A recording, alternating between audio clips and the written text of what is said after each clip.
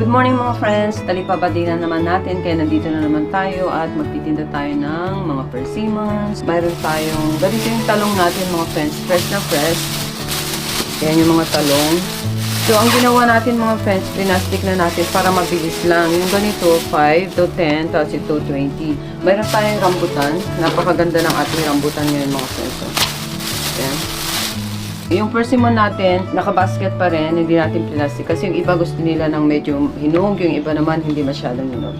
Mayroon din tayong saluyot at saka talbos ng kamote mga friends. So ito mga friends, mayroon din tayong saluyot. Medyo mataas na ang presyo ng saluyot mga friends. So ganyan yung ating saluyot. Mayroon din tayong kamote, yung talbos ng kamote. Ganito naman ito mga friends yan. Yan yung talbos ng kamote. Linastik na natin gaya ng sinabi ko para mas madali lang. At mayroon din tayong mga pechay. Yan. So, ganito yung pechay.